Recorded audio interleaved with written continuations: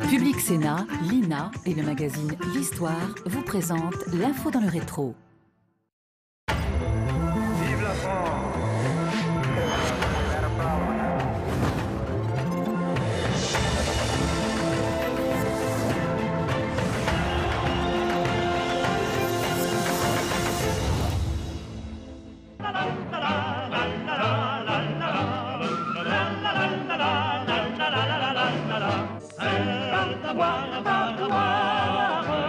C'est à boire qu'il nous faut. Oh, oh, oh, oh.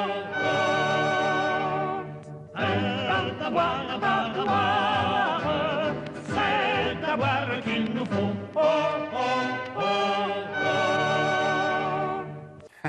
Nous étions en 1970 et les Français découvraient les premiers éthylotests. Pas sûr que ces contrôles se soient tous passés en chanson. La lutte contre l'alcool, c'est justement de cela qu'il sera question dans l'info dans le rétro. Les variations et ambiguïtés de nos politiques face au vin. Porte-drapeau d'un art de vivre à la française, d'un côté, tenant de la santé publique de l'autre, quelle est la juste frontière à fixer entre plaisir, danger et protection des personnes fragiles? Telle est la question qui ressurgit chaque année, notamment au moment des vendanges. Petit détour pour commencer l'émission par le Bordelais. Dans le Bordelais, les vendanges touchent à leur fin et cette année, les viticulteurs font grise mine. En cause, le gel qui a touché de nombreux vignobles fin avril. À Marcillac, ce vigneron ne peut que constater les dégâts. Sur un pied qui est ici pas très touché par le gel, on voit qu'il y a 7-8 grappes à peu près sur ce pied, donc c'est à peu près une année normale où on a entre 10 et 15 grappes en général par pied. Par contre, juste à côté, sur le rang d'à côté, on voit bien ici que sur ces pieds, il n'y a quasiment aucune grappe de raisin. Avec ces gelées anarchiques qui ont touché la majeure partie du Bordelais, les professionnels s'attendent à une récolte inférieure de 40% dans la région. Alors, pour traiter avec moi de la fascination et de la répulsion par rapport à l'alcool et au vin, deux invités. Marisol Touraine, vous serez notre grand témoin. Vous avez été ministre des Affaires sociales et de la Santé, encore récemment. Et puis, évidemment, vous avez dû faire face à des pressions, peut-être pour la modification de la loi E20. On aura sans doute l'occasion d'y revenir. Avec vous, un historien qui nous vient de Clermont-Ferrand, où il est maître de conférence, Stéphane Lebras. Vous avez notamment publié, avec notre magazine partenaire, L'Histoire, un article intitulé « 1917, la guerre contre le vin est déclarée ». On aura sûrement l'occasion de revenir sur ces ligues et ces gros débats qu'il y a eu contre l'alcool au XXe siècle. Marisol Touraine, les vendanges, c'est un peu une passion française, non ?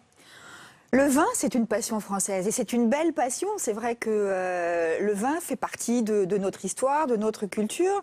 Et c'est pour ça que dans votre lancement, moi, je ne fais pas partie de ceux qui veulent opposer les tenants d'un art de vivre à la française, à la santé publique. Comme ministre de la Santé, j'ai évidemment porter une vision de la santé publique qui consiste à rappeler et à prendre des mesures pour que les Français soient protégés dans leur santé et rappeler que le vin, c'est de l'alcool, contrairement à ce que disent certains, que le vin, c'est de l'alcool et que en boire trop ou à mauvais escient, c'est dangereux. Stéphane Lebras, on voit, il est question d'agriculture, de production. Au fond, ce n'est pas un enjeu de société de savoir si le vin sera bon chaque année ? Si, bien sûr, si on le voit, c'est une question qui est véritablement nationale.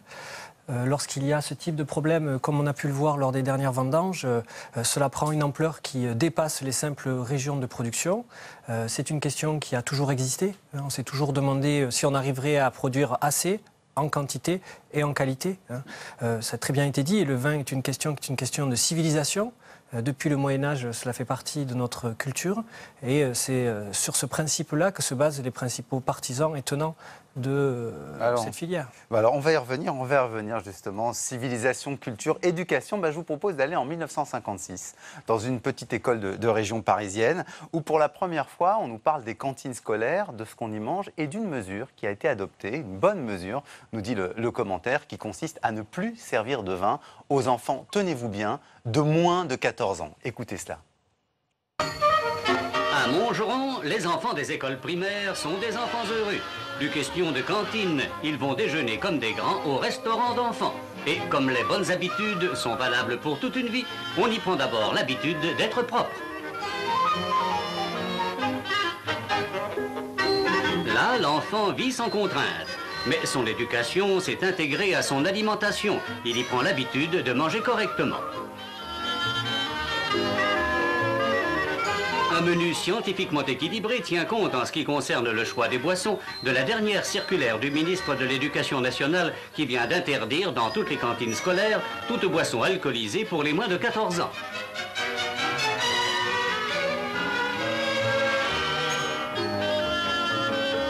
Cette mesure salutaire est étendue à la campagne où l'instituteur est tenu de surveiller le choix de la boisson qui accompagne le casse-croûte quotidien. La sobriété est une bonne habitude. Elle est la base même de la santé de nos enfants. J'espère que vous avez admiré quand même la qualité du service et de ce qui était servi dans les cantines scolaires au lendemain de la Seconde Guerre mondiale. Stéphane Lebras, quand même, ça veut dire que les plus de 14 ans, à cette époque, peuvent consommer de l'alcool dans les cantines. Oui, bien sûr, oui. C'est une pratique qui est une pratique commune. Les parents ont l'habitude de donner aux enfants, lorsqu'ils vont à l'école, une petite fiole dans laquelle il y a du vin, alors coupé avec de l'eau, mais malgré tout, souvent du vin. Ce sont des mesures qui existent depuis la fin du 19e siècle, même très certainement auparavant, qui sont attestées par les différentes enquêtes. Et dans les années 30, un comité national de propagande en faveur du vin est créé. Et une de ses premières revendications, c'est servir du vin à l'école. Donc l'objectif, c'est d'habituer les enfants au goût du vin, parce qu'on considère encore jusqu'aux années 50 que le vin est un rempart à l'alcoolisme et donc aux alcools qu'aujourd'hui on appelle durs. Mais alors, à quel moment vont commencer à se manifester ceux qui sont les opposants, justement, de ces mauvaises habitudes prises dans l'enfance ? Alors, il y a des opposants dès le début du XXe siècle, dès même la fin du XIXe. On a un professeur qui s'appelle le professeur Debove, par exemple, qui explique qu'il n'existe pas de boisson hygiénique.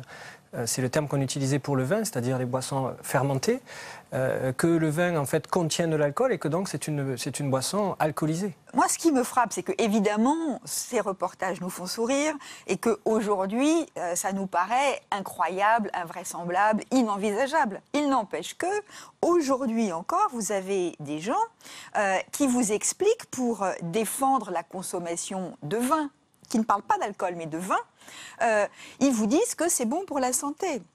Que pris modérément, le vin est bon pour la santé. Ils ne vous disent pas ça n'est pas mauvais pour la santé. Ils vous disent c'est bon. Donc moi c'est ça qui me frappe, c'est qu'il n'y a pratiquement qu'en France qu'on a ce discours qui est un discours qui veut faire du vin un élément qui serait tout à fait essentiel, revigorant, aurait-on dit dans les années avant-guerre ou dans les années 50, un fortifiant, disait non pas ma grand-mère mais certaines grand-mères de l'époque. Et on voit bien qu'il y a là une ambiguïté. La question des mineurs, elle est notamment celle de l'accès à l'alcool, au vin, ou au tabac d'ailleurs, enfin à l'alcool, au vin, dans les supermarchés ou dans les cafés. On sait qu'en France, on est beaucoup moins à cheval sur l'âge pour permettre la consommation. Il suffit d'aller aux États-Unis pour s'apercevoir que quelqu'un qui n'a pas 21 ans ne peut pas, c'est impossible, ne peut pas. Il y a un meilleur contrôle de la vente. Alors on va faire avancer un petit peu notre réflexion parce qu'il y a les mineurs qui sont concernés, mais il y a aussi les adultes. Et on va voir un sujet de 1960 qui nous montre comment on veut lutter aussi contre l'alcoolisme au travail et dans l'entreprise. L'alcool représente un danger pour leur sécurité.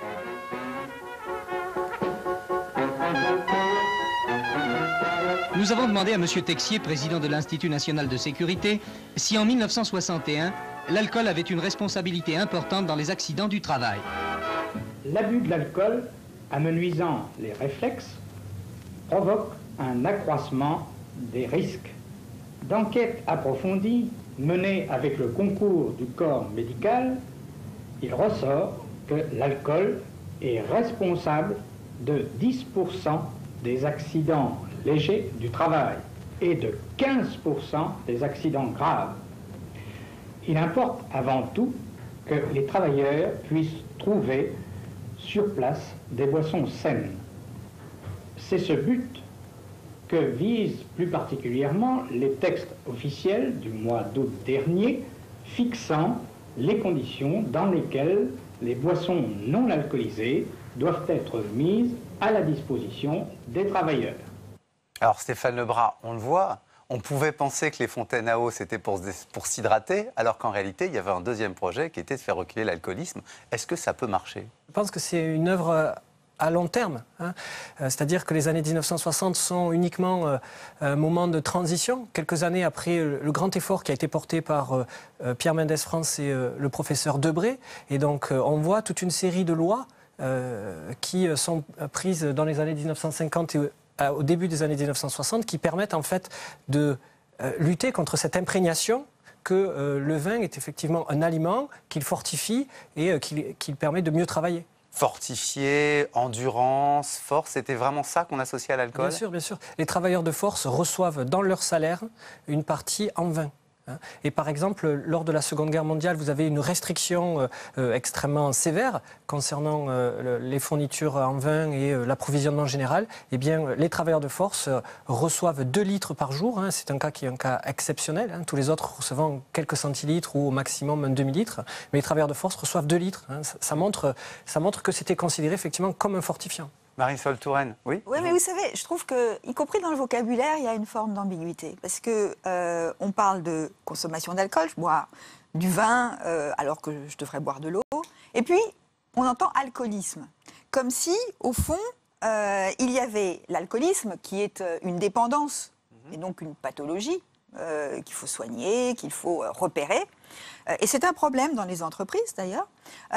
Mais tout ce qui n'est pas alcoolisme n'est pas consommation normale, saine, sans problème. Et on voit bien qu'il y a cette tendance, ou cette tentation plutôt, de laisser s'installer l'idée que dès lors qu'on n'est pas alcoolique, eh bien, tout va bien et que la société, les pouvoirs publics, les voisins, l'entreprise n'ont au fond pas grand-chose à dire, alors qu'on voit bien qu'aujourd'hui, on dispose d'études qui sont de plus en plus précises et qui montrent que un excès de consommation, et l'excès devient assez vite, l'excès de consommation, dès lors qu'il est régulier, est un enjeu pour... Leur vie perdue, accident de la route cette fois-ci, on est en 1978.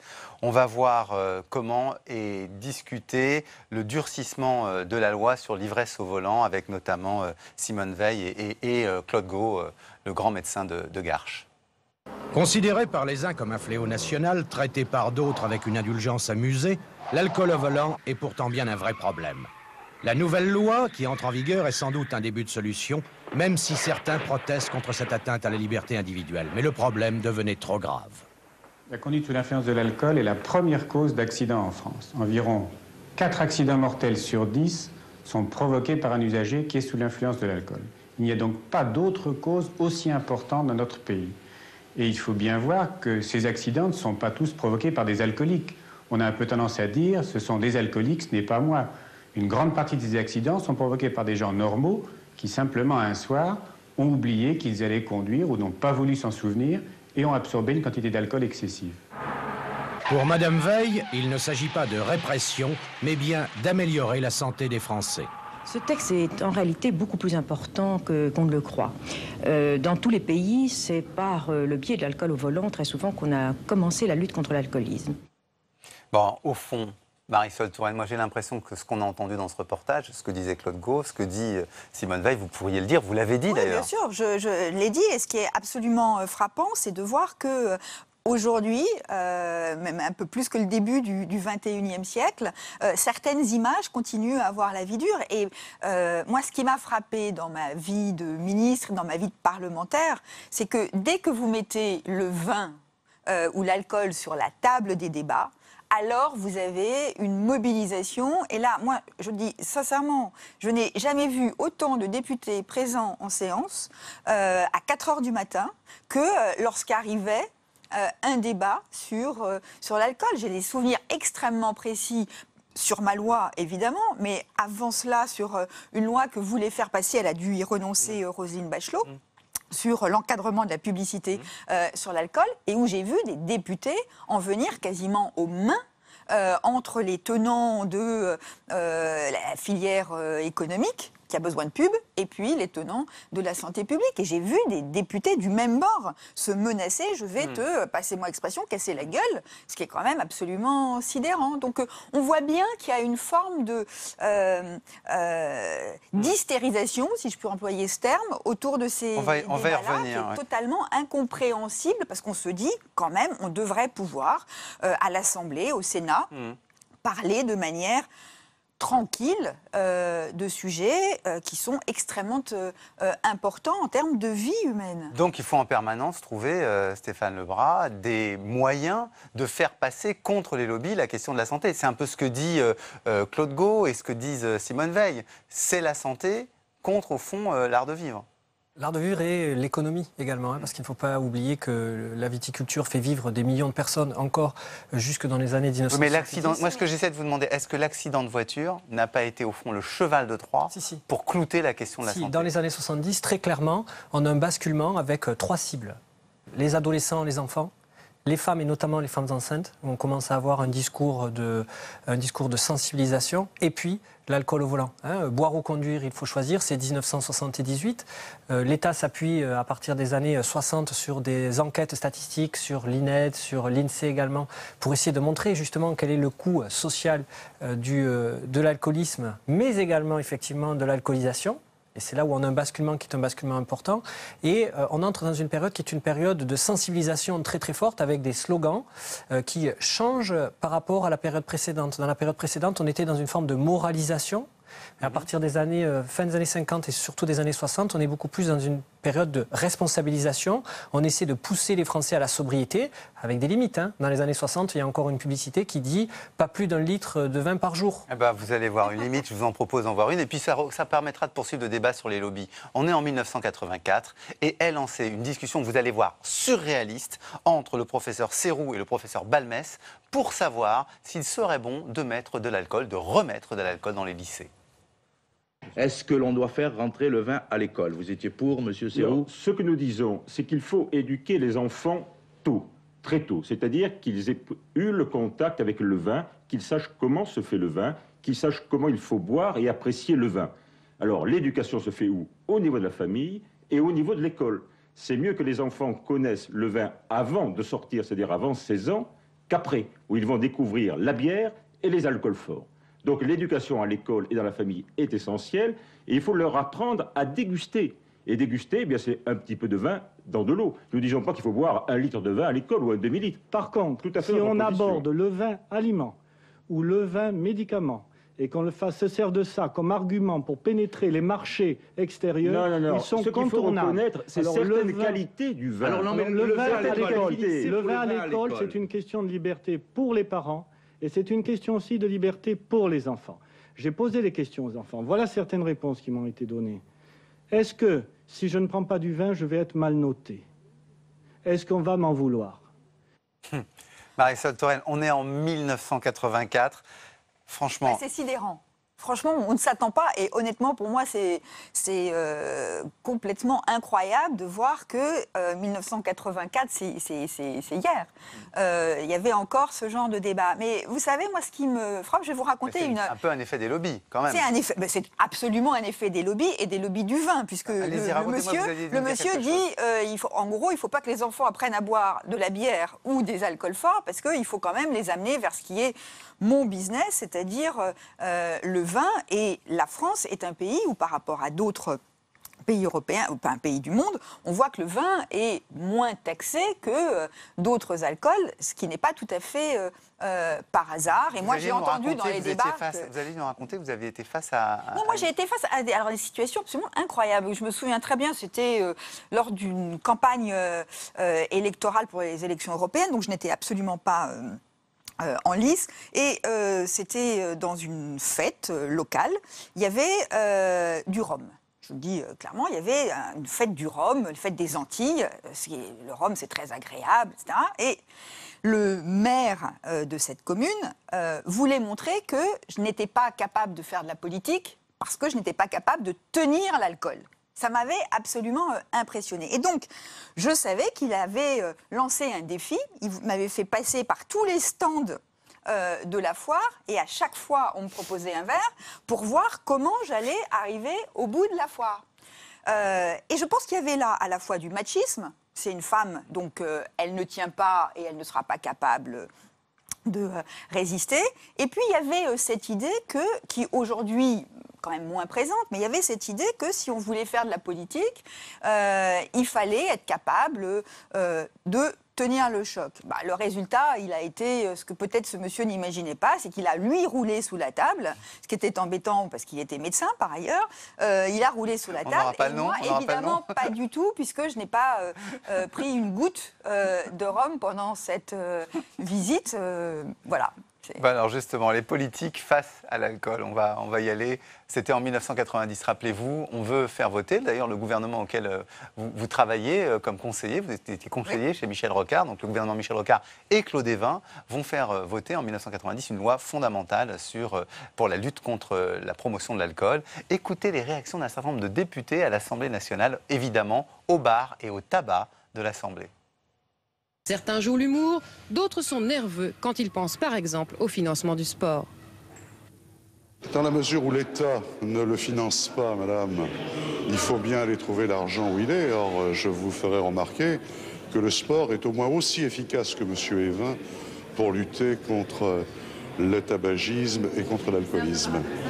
Ça n'est pas du tout paradoxal, madame. Et cet aspect financier, c'est la... Maintenant, si ça ne vous plaît pas, comme observation, vous pouvez toujours aller interroger quelqu'un d'autre. C'est pas un projet de prohibition. Vous avez vu ça.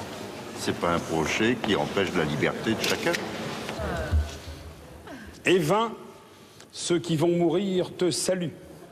Je bois beaucoup d'eau, j'ai 72 ans, je me porte bien, fort bien, mais de temps à autre également, je prends un petit schnapps. Et comme, oui, parce que une vie sans schnapps serait comme des vêpres sans magnificat.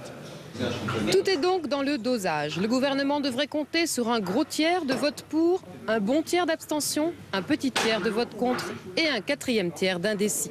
Lorsque l'alcool est servi, l'Assemblée rejoue Pagnol et le bar de la Marine. Bon, on saluera l'humour de notre consoeur qui a compté 4 tiers. Hein, tout le monde avait remarqué. Vous avez, Marisol Touraine, dû affronter un peu ce type d'opposition débonnaire. Ah oui, non, mais oui, débonnaire ou pas tellement débonnaire. Mais c'est vrai qu'il y a une crispation autour de tout cela, avec le sentiment que tout ce qui vient toucher à l'économie, du vin ou de l'alcool d'ailleurs, parce qu'on pourrait parler de certains grands alcools français qui évidemment sont très attentifs à tout cela, mais il y a une crispation et des débats. Moi j'ai relu avant cette émission les débats parlementaires sur ma loi, au moment où je sais que je ne vais pas réussir à empêcher que on revoit la loi Évin, mais je vois les débats, c'est ubuesque. Le vin n'est pas de l'alcool, un peu de vin, enfin une vie sans vin, c'est une vie gâchée. Le vin est bon pour la santé, le vin est bon pour le développement personnel, etc., etc.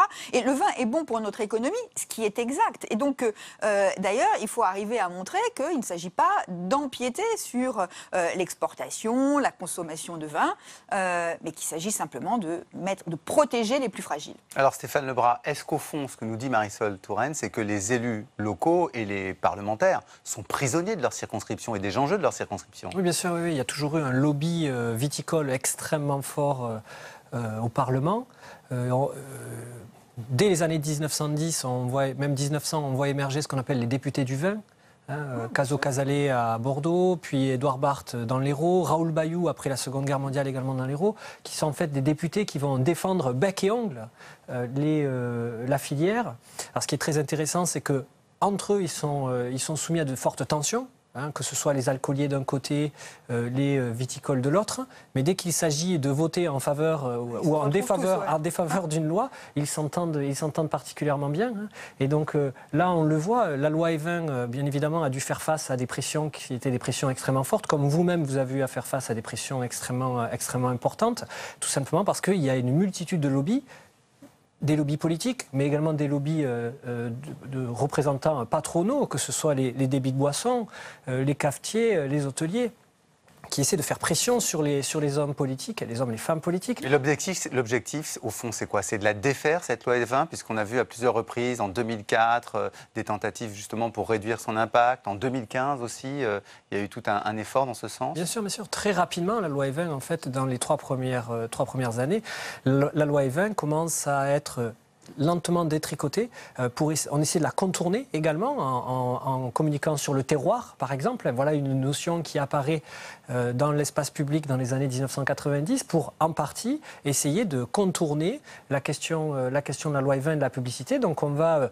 faire de la publicité non plus sur le vin en tant que tel, mais sur, on en parlait tout à l'heure, les routes des vins ou sur le terroir que l'on considère comme étant un patrimoine qu'il faut valoriser. Et le sénateur Courteau de l'Aude a déposé un projet de loi en 2014, me semble-t-il, ou 2015, qui justement allait dans ce sens-là. Vous savez, le principe du lobbying, c'est de commencer par dire, mais bien sûr, la consommation excessive est mauvaise. L'alcoolisme, nous devons tout mettre en œuvre pour le limiter et lutter contre. Mais il y a une consommation normale et tout est affaire d'éducation. Et donc, au fond, les lobbies essayent de pousser l'idée... Mais là, ils ont gagné, en fait. Avec les amendements sur la loi E20, au fond, ils ont gagné au moins une manche. Oui, mais ils gagnent et en même temps, l'histoire avance, la consommation d'alcool diminue en France, même si elle reste plus importante que dans les autres pays. Hein. Ne nous y trompons pas, parce qu'on nous dit toujours on boit moins aujourd'hui que dans les années 60. Oui, mais nous buvons plus que nos voisins européens. Mais c'est nettement en baisse quand même. Hein. C'est nettement en baisse. On est passé de... Là, tout à l'heure, on a vu une archive des années 80. Au début des années 80, il y avait encore un Français, un homme, sur deux, qui ouvrait une bouteille de vin par jour. Donc il y avait un Français sur deux qui consommait régulièrement. Aujourd'hui, on est à quelque chose comme 17 ou 15%. Et d'ailleurs, pour l'anecdote, l'Assemblée nationale a décidé de vendre, vous avez dû voir, une partie de sa cave parce qu'en fait, les nouveaux députés ne boivent plus autant que les anciens. Je vous remercie vraiment tous les deux d'être venus à l'Info dans le Rétro aujourd'hui. Je rappelle, Stéphane Lebras, l'article que vous avez fait dans le magazine L'Histoire, notre partenaire, donc justement sur 1917 et les débuts de la répression de l'ivresse publique. On voit d'ailleurs qu'il y avait déjà des ambiguïtés dès cette époque. Merci beaucoup.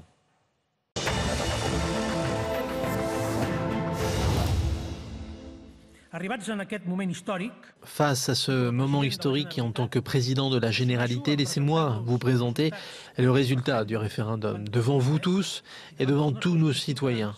À l'appel du peuple, la Catalogne est devenue un État indépendant sous la forme d'une république. L'autre info dans le rétro, cette semaine, nous entraîne en Catalogne, forcément. L'événement, ce sont ces images et ces mots de Carles Puigdemont, le président de la Généralité de Catalogne, qui proclame l'indépendance avant immédiatement de la suspendre. Sa revendication d'une liberté élargie pour la Catalogne n'est pas sans rappeler le moment historique qui vit une première fois les Catalans affirmer leur autonomie.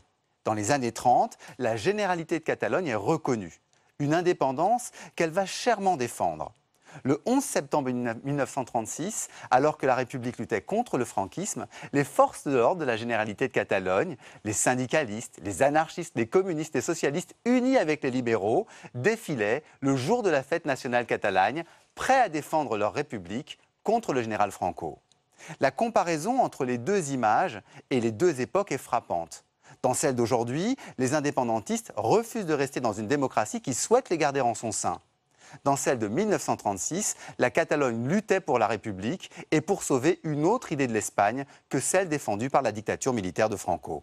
En somme, les nationalistes catalans d'hier étaient les combattants de l'universalisme, alors qu'aujourd'hui, ils semblent défendre un particularisme. Comme chaque semaine, on va se quitter avec une image du passé, en l'occurrence celle de Jean Rochefort, interviewé par Pierre Tchernia, et qui nous racontait ses débuts, hommage à un grand acteur disparu. C'est ça qui forme les comédiens. Oui. C'est le musical, c'est le cabaret, c'est le théâtre à la va-vite. 4 ans de cabaret aussi, La Rose Rouge, La Fontaine des 4 saisons avec les Grenus Snow. On démarrait un sketch de 20 minutes et on l'attaquait avec 7 costumes en feuilles. Comme ça. On finissait le dernier saison, on était tout maigre. Oui. Ouais. Et oui, ça a été une très belle génération.